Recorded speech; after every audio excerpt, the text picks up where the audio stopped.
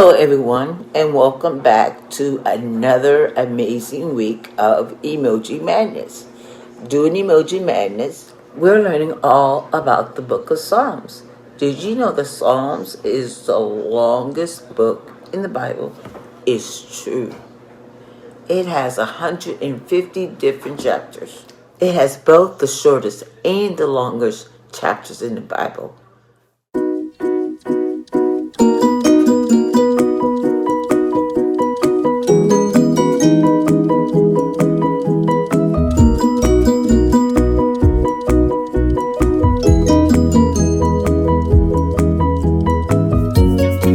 But here's one of the coolest things about Psalms. It is filled with all kinds of emotions. Happy, sad, scared, or mad. The book of Psalms has them all. Each week during Emoji Madness Week, we're going to look at all different kinds of emotions. Are you guys ready to see what emotions we're going to be talking about today? Drum roll, please. Oh, joy. This week, we're going to be talking about joy, and there's all kinds of joy. Things like puppies, or eating ice cream, or riding a bike, or puppies that eat ice cream while riding a bike. Seriously, that would bring me a lot of joy to see that. But the book of Psalms tells us about something that gives us more joy than anything in the world. Let's look at our Psalms for today. Your covenant laws are your gift to me forever. They will fill my heart with joy. Psalms 119, verse 111. Let's dive deeper into that Psalms by looking at a story from another book of the Bible, the book of Nehemiah.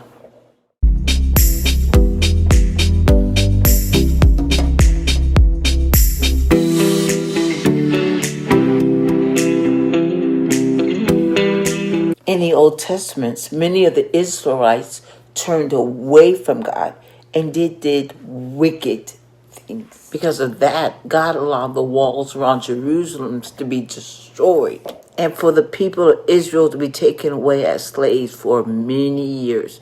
But later, the Israelites turned back to God, so God allowed them to return to Jerusalem to rebuild the wall. Ezra was a scribe. That means he made copies of God's words so that more people could read it. Now, Ezra also had another job. He was a priest.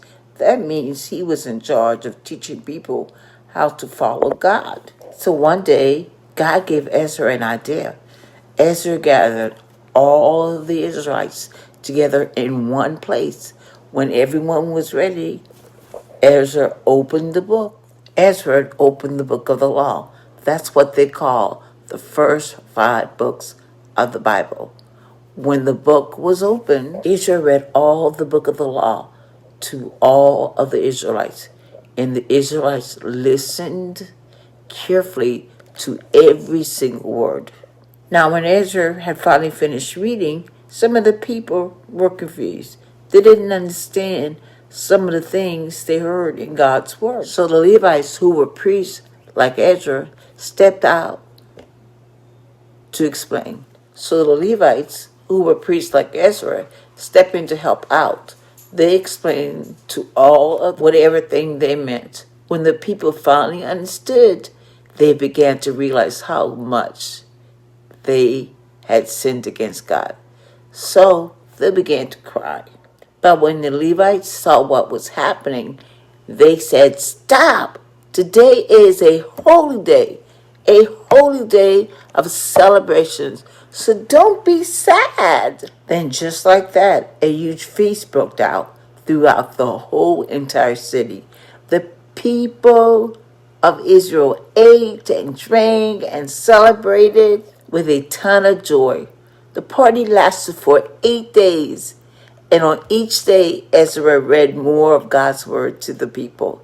As the people listened to God's word, they turned away from their sins and they drew closer and closer to God.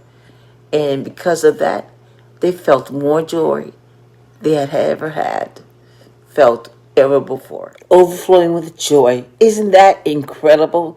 At first, the people in today's stories were down in the. When the Israelites read God's word, it showed them the right way to live, and it made them realize that covenant law is a fancy way of saying God's word. This psalm says that God's word is a gift to us. It fills our hearts with joy, but you have to read it for yourself. In our story, Ezra read God's word to the people every day. We should do the same thing. We should make the time every single day to open the Bible and to see what it says. And there's something else we should do too. When the people in today's story listened to the Bible, did they understand it right away? No.